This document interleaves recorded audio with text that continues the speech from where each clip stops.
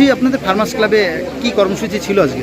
আজকে পাটের উপর একটা প্রশিক্ষণ ছিল, স্যাররা এসেছিল। স্যাররা কীভাবে আমরা পাট চাষ করবো, কীভাবে লাভবান হবো, বিকল্প এই সমস্ত বিস্তারিত আলোচনাগুলি করলেন আজকে। বলছি আপনাদের ফার্মার্স ক্লাবে এর উপর একটা কর্মসূচি হলো, কতটা আপনারা উপকৃত হলেন প্রশিক্ষণ নেওয়ার পর? না, যথেষ্টই উপকৃত।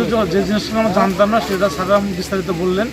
আমাদের সবাই মোটামুটি সেটা গ্রহণ করলেন। আগামী দিনে যাতে আমরা আরও একটু ভালোভাবে করতে পারি তারই উপদেশ দিবেন, আমরা সেটা পালন করবো আগামী দিনে। বলছি যে এরকম একটা প্রশিক্ষণ নেওয়ার পর কি পাটের চাষ কি এই এলাকায় বাড়বে আগামী দিনে? আশা করি বাড়বে, যদি সঠিক ওয়েদারটা থাকে তাহলে আরও ভালো হবে। কি দাবি রাখবেন প্রশাসনের কাছে পাট চাষ নিয়ে?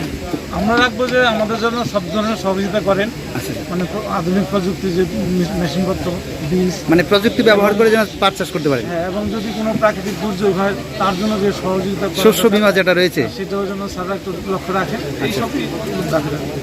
হ্যাঁ, আপনার পরিচয়টা একটু। আমার নাম জয়চাঁদ মিত্র, আমি একটু ক্লাবের সেক্রেটারি। ধন্যবাদ।